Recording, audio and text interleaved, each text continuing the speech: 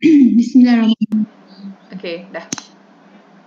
Bismillahirrahmanirrahim. Assalamualaikum warahmatullahi wabarakatuh. Kepada Profesor Dr. Abdul Halim dan juga rakan-rakan, kami daripada kumpulan ke-7 ingin membentangkan tajuk kritikan teori psikoanalisis, iaitu teori kepribadian. Terlebih dahulu, saya ingin memperkenalkan ahli kumpulan saya yang terdiri daripada 3 orang, iaitu saya sendiri, Nur Amsi binti Muhammad Razali daripada ISMP Pendidikan Awal Kanak-Kanak semester 4. Saya Nur Anis Aliani binti Abdul Halim daripada ISMP Pendidikan Awal Kanak-Kanak semester 4. Okey, ini merupakan pengasas teori psikoanalisis iaitu Sigmund Freud. Beliau merupakan doktor perubatan dan psikiatris dari negara Moravia atau Slovakia. Beliau juga merupakan pakar neurofisiologi. Selain itu, pengasas yang lain yang turut menyokong teori psikoanalisis terdiri daripada Joseph Breuer, Eric Berner, Alfred Adler, Carl Jung dan juga Karen Horney. Okey, kita masuk pada pengenalan. Dipelopori oleh Sigmund Freud yang merupakan seorang doktor perubatan dari negara Moravia atau Slovakia. Beliau lebih menumpukan kepada kecelaruan saraf. Ia banyak dipengaruhi oleh doktor dari Wien, Austria iaitu Joseph Breuer. Beliau menggunakan teknik perbualan bagi mengubat pesakit-pesakitnya. Teknik yang digunakan adalah lebih berkesan dalam mengatasi masalah pesakitnya. Tuntasnya, teori psikoanalisis ini adalah satu teori yang terlalu abstrak kerana mengandungi pelbagai konsep dan tukang ganti. Walau bagaimanapun, teori ini adalah asas kepada pembinaan teori-teori yang kemudian.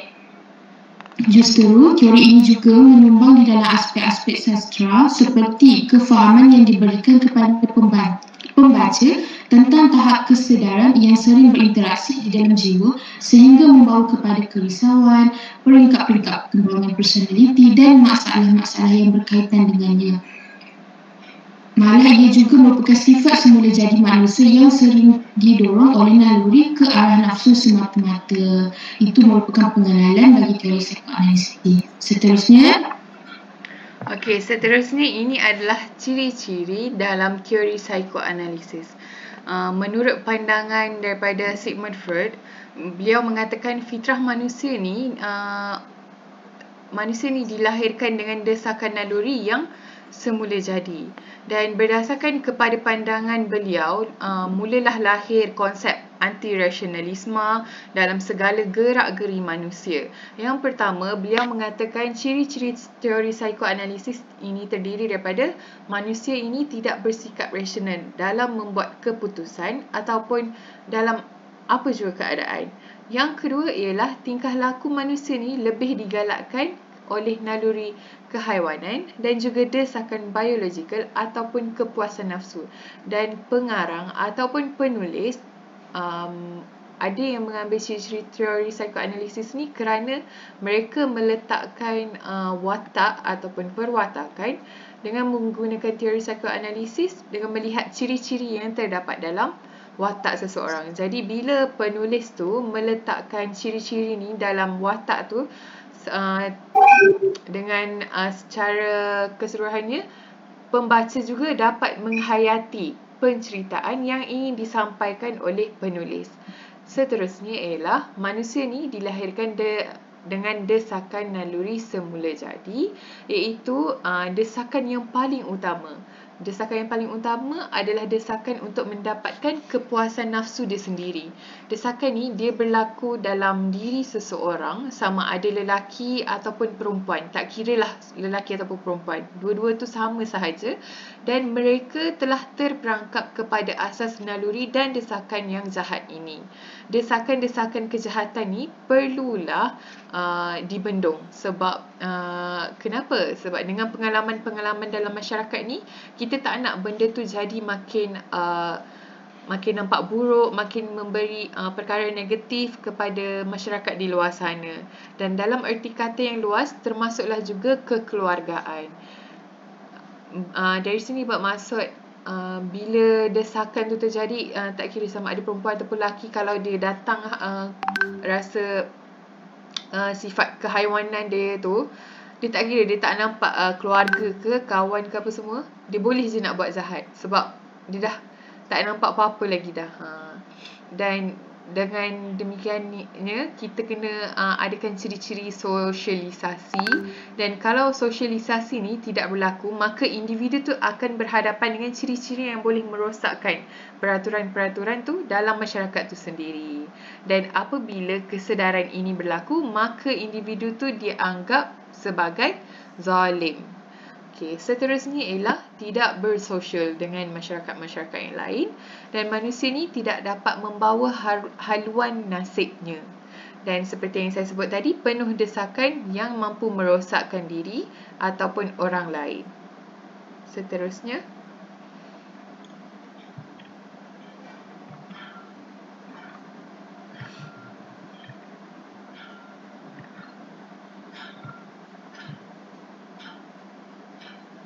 okey.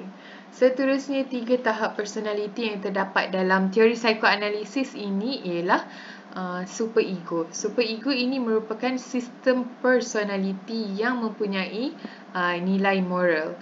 Seterusnya, merupakan tunjang moral yang baik berbanding dengan sistem personality yang lain. Yang ketiga, ianya juga bertindak sebagai ibu bapa kepada seseorang, di mana ianya mampu mengingatkan seseorang tu kepada suasana, keadaan, persepsi, pemikiran dan juga tingkah laku. Dan di dalam super ego juga ini dikategorikan kepada 2 kumpulan, iaitu suara hati ataupun dikenali sebagai conscience dan juga ego ideal. Nah, secara keseluruhannya, perkembangan sistem personality ni bertindak secara berbeza-beza pada setiap individu. Ada sebahagian dari individu yang juga super ego ni, mereka berkembang dahulu sebelum id dan juga ego. Dan kemudian dalam kritikan sastra, setiap personality penulis tu, pengkarya, pengkaji, penyair dan juga tokoh-tokoh lain ni mempunyai penyampaian personality yang berbeza mengikut perspektif masing-masing. Oleh itu, dalam teori psikoanalisis ni, melalui idea dan pemikiran Sigmund Freud ni, beliau menyatakan bahawa manusia adalah saling berbeza dan tidak sama antara satu manusia antara satu sama lain. Maafkan saya. Jadi mereka menghasilkan sesuatu karya tu menggunakan idea yang diterima daripada tahap pemikiran mereka. Dan dari segi sistem personality, id, ego dan juga super ego ni mampu membantu dan juga mempengaruhi penulis, pengkarya dan tokoh-tokoh lain dalam penghasilan karya mereka untuk menarik perhatian para pembaca ataupun untuk menarik penghayatan para pembaca tu untuk menghayati bacaan tu. Okey. Seterusnya. Okey, kita masuk berkaitan dengan perkaitan teori psikoanalisis dalam kritikan sastra. Bermaksud bagaimana teori psikoanalisis itu berkait dalam kritikan sastra. Okey, yang pertama ialah perkaitan teori psikoanalisis adalah berdasarkan idea dan pemikiran penulis ataupun karya, malah ia juga mempengaruhi pembentukan personality terhadap penulisan karya. Seperti kawan saya terangkan tadi, bermakna pengkarya ataupun penulis ataupun penyair, mereka menggunakan teori psikoanalisis ini untuk menghasilkan karya-karya yang lebih ke arah yang lebih menggunakan teori psikoanalisis ini. Yang seterusnya, pengarang ataupun pengkarya dapat menghasilkan sesuatu karyanya melalui 3 tahap kesedaran. Tahap kesedaran itu seperti tahap sedar, tahap alam sedar dan juga tahap prasedar, dan juga watak, penceritaan dan juga rumusan karya dapat dicetuskan oleh penulis. Okey, akhir sekali, rumusan untuk teori psikoanalisis ini ialah berdasarkan analisis yang kami selidik, yang kami mengkaji, dapat disimpulkan bahawa bukan sahaja tokoh, penulis, pengkarya yang menggunakan teori psikoanalisis ini, namun ramai lagi dapat mengaplikasikan teori psikologi dalam kehidupan masing-masing. Seterusnya, psikoanalisis ini di dalam karya sastra sangat bermanfaat untuk menganalisis secara psikologi. Bermakna psikoanalisis ini saling berkait dengan psikologi tentang tokoh-tokoh, sama ada di dalam drama, novel, dan sebagainya. Tuntasnya, psikoanalisis boleh diiktiraf sebagai satu kaedah individu yang meminta bantuan berkaitan dengan masalah emosinya. Jadi, itu saja daripada kumpulan kami bagi penerangan teori psikoanalisis. So, sekian, terima kasih. Assalamualaikum. Assalamualaikum. Yeay!